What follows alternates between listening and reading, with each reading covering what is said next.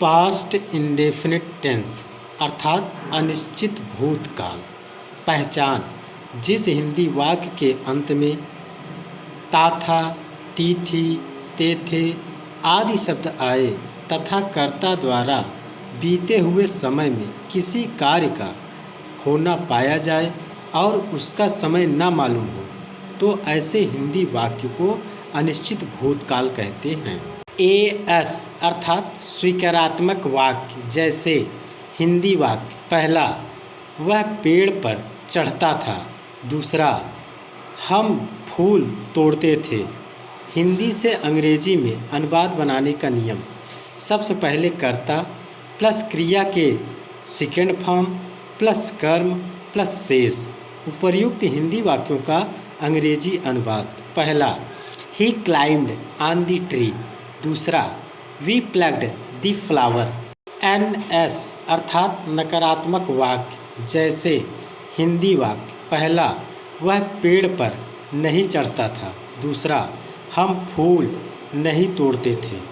हिंदी से अंग्रेजी में अनुवाद बनाने का नियम: सबसे पहले कर्ता plus did plus not plus कर्म प्लस शेष। उपर्युक्त हिंदी वाक्यों का अंग्रेजी अनुवाद: पहला, he did not climb on the tree. दूसरा, we did not plug the flower. SIS अर्थात साधारण प्रश्नवाचक वाक्य, जैसे हिंदी वाक्य: पहला, क्या वह पेड़ पर चढ़ता था। दूसरा, क्या हम फूल तोड़ते थे। हिंदी से अंग्रेजी में अनुवाद बनाने का नियम: सबसे पहले डिड प्लस कर्ता प्लस क्रिया के फर्स्ट फॉर्म प्लस कर्म प्लस शेष। उपर्युक्त हिंदी वाक्यों का अंग्रेजी अनुवाद: पहला, did he climb on the tree. दूसरा, did we pluck the flower. SINS अर्थात साधारण प्रश्नवाचक नकारात्मक वाक्य, जैसे हिंदी वाक्य: पहला, क्या वह पेड़ पर नहीं चढ़ता था। दूसरा, क्या हम फूल नहीं तोड़ते थे। हिंदी से अंग्रेजी में अनुवाद बनाने का नियम: सबसे पहले डिड प्लस कर्ता प्लस नॉट प्लस क्रिया के फर्स्ट फॉर्म प्लस कर्म प्लस शेष। उपर्युक्त हिंदी वाक्यों का अंग्रेजी अनुवाद: पहला, did he not climb on the tree. दूसरा, did we not pluck the flower.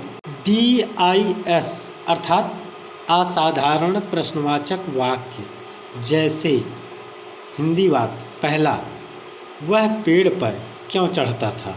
दूसरा, हम फूल कैसे तोड़ते थे। हिंदी से अंग्रेजी में अनुवाद बनाने का नियम: सबसे पहले प्रश्नवाचक शब्द प्लस डिड प्लस कर्ता प्लस क्रिया के फर्स्ट फॉर्म प्लस कर्म प्लस शेष। उपर्युक्त हिंदी वाक्यों का अंग्रेजी अनुवाद: पहला, why did he climb on the tree.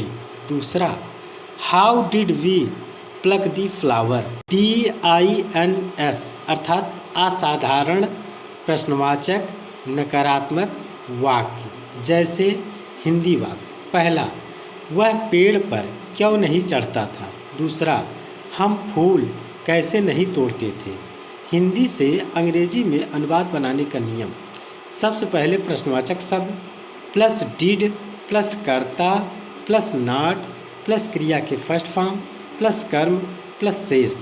उपर्युक्त हिंदी वाक्यों का अंग्रेजी अनुवाद: पहला, why did he not climb on the tree.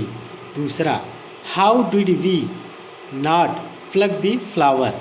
Did शब्द का प्रयोग: पहचान: जिस हिंदी वाक्य में ता तो था, ती तो थी, ते तो थे आदि शब्द आए तथा कर्ता द्वारा बीते हुए समय में किसी कार्य का पक्का होना पाया जाए, तो ऐसे हिंदी वाक्य का अंग्रेजी में अनुवाद बनाने के लिए डिड शब्द का प्रयोग किया जाता है।